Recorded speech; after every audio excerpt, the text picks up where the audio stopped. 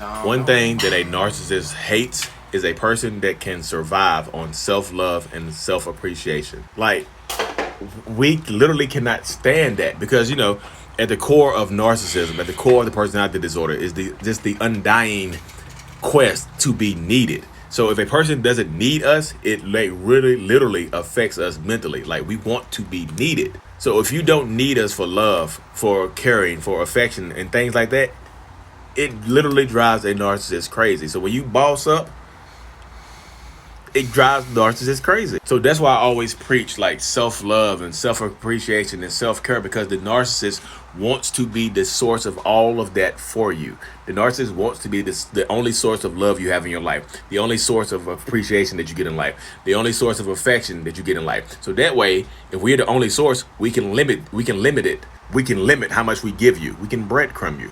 Boss up. What is going on, beautiful people? Welcome to another episode of A Narcissist Explains, where I, Lee Hammock, the self-aware diagnosed narcissist known as mental illness, uses my platform to raise awareness for narcissistic personality disorder, get more people into therapy, and also in the process of doing all of that, validate the victims and survivors of narcissistic personality disorder. Because guess what? You might not be crazy. You might not be crazy. It might be me. It might not be you.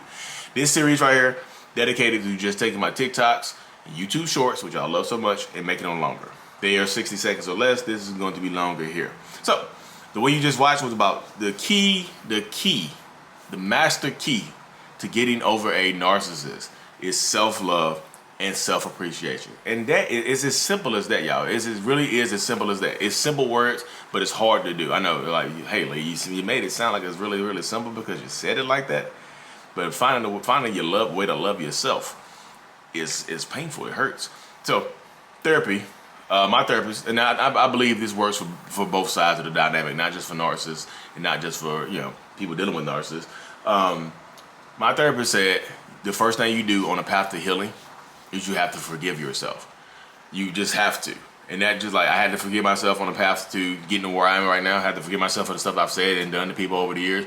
You have to forgive yourself. You just have to. I know it's tough through this stuff because when this stuff is running through your head, you have to learn how to forgive yourself. That's the first key to self-love, because like a lot of times you wonder how you let this happen. One of the things I see in my comment section so much is that people are always wondering, like they're embarrassed, they're ashamed of how they let this happen. They feel stupid. Because my skits and stuff like that, people are like, oh my goodness, this makes me feel so stupid. How can I let this go on for so long? How can I be so blind? First of all, you get blind. The closer you are to something, the harder it is to see. Here's an example of that right now. So when I get this close to the camera, you don't know, you see it, but like it's hard to see my body. It's hard to see my face. I'm right here. It's hard to see what did I say? It's hard to see the entire picture when you are standing inside the frame. Everybody else can see it. Everybody else can see the full picture. They can see the framework. They can see the design. They can see what color paint to use. You are standing in the frame. You are part of the picture. You can't only see what's right. You can only see what's right in front of you sometimes. You can't see what's to the left. You can't see what's to the right. It's like the what you call it? Side view of the paint. I can't think of what it is. So it annoyed me. But yeah, you see how that works right there. You can't really see it. And a lot of people, they say, I just feel so stupid for letting this go on so long. I feel dumb for forgiving this person so many times. I feel dumb for taking it back. I feel dumb for starting a family. I feel dumb for buying this car, this house, whatever you did together. You just feel dumb. You feel stupid. You feel embarrassed. Step one on the journey to self-love, because you can't love yourself if you keep beating yourself up. You can't love yourself if you're going to give yourself black eyes. Like, love, yeah. You can't love yourself by giving yourself a busted nose. Like, you know what? I love myself so much, I'm going to bust my nose. Bah! I love myself so much, I'm going to black both my eyes. Bah! Bah! You can't beat yourself up and love yourself. So you have to step through it. You have to step into yourself. You have to step into that love for yourself by forgiving yourself. You have to forgive yourself that this happened to you. Yeah, man, I'm not telling you, I know a lot of people say, you forgiving a narcissist. You can forgive them, but you don't have to reconcile with them. Thank you for that. I forgot who left that comment on my post. See, I've grown. I was going to delete that comment when somebody's like, "Hey, Lee, forgiveness and reconciliation are totally different." I was going to delete it because I was mad and embarrassed, but I kept it on there. That's growth right there. I appreciate that comment, because you can forgive people, but you don't have to reconcile with them. You can forgive the person who hurt you, but you don't have to reconcile with them. That forgiveness is key to God. Is next to godliness of whatever people were saying. But as you can see, you have to forgive yourself. People are so quick to forgive other people, but it's so very, very slow and very, very slow and unintentional with forgiving themselves. You have to be able to forgive yourself. Allow yourself to like, okay, I apologize to myself. I mean, I'm sorry for myself for letting this happen to myself. And I'm not saying take blame for everything that happened to you, but you have to forgive yourself to move through this situation, to get past it. Because a lot of people start blaming themselves for going through this. You start blaming yourself for allowing this relationship to last 10 years when it should have lasted 5 months. You forgive yourself for allowing your kids to stay in this situation when you should have took them and left.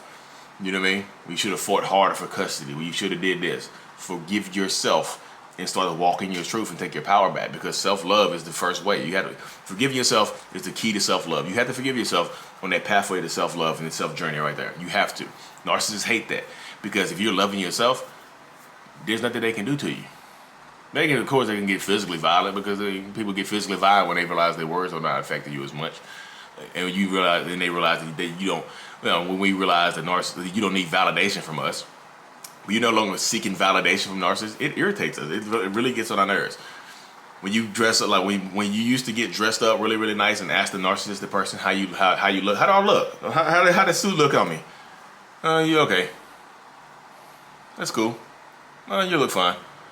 But now you get dressed up. You know you look good. You know you look fine. Suit tailored to the gods. Suit tailored to the Lord. You don't need them for approval. You know you look good. You walk right past them. And that irritates the narcissist's soul, because you're taking your power back. Self-love, self-appreciation. Appreciate yourself. Know that you look good. Don't need them to tell you that you look good. You don't need that. You want it. You don't need it. There's a difference between a need and a want. You want that appreciation from them. You want that validation from them, but you don't need it. You need it from yourself to heal. You need it from yourself to be able to move forward with your life and stand in the truth. Because whether or not you choose to stay or choose to leave this narcissistic relationship, you loving yourself more is the key. Loving yourself more is the key. Appreciating yourself more is the key. Seeking validation inside yourself more is the key. Because the road to choosing whether or not to leave or to stay, that road is paved. That's the same path. Leaving and staying, self-love, self-appreciation is on that road. Loving yourself more, loving and appreciating yourself more is on that same pathway right there. Both roads lead down it. Both doors come to the same, or in the same house. Both doors are in the same house, and things like that. You have to, if you're gonna stay, you gotta love yourself more, and appreciate yourself more, and validate yourself more. If you're gonna leave, same thing. Point blank, period. And narcissists hate it either way.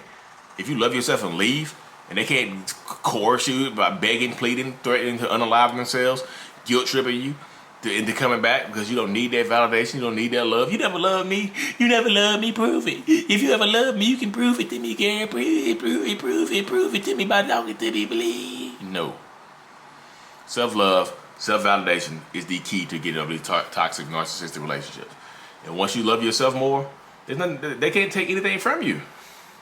Once you don't seek out validation from them, they can't do anything from you. But thank y'all so much. I really truly appreciate every single one of y'all. It means the world to me. 87,000 of y'all on YouTube. Woo! Thank y'all so much. Turn on notifications. I really truly appreciate y'all. Mental Healness is out. Peace.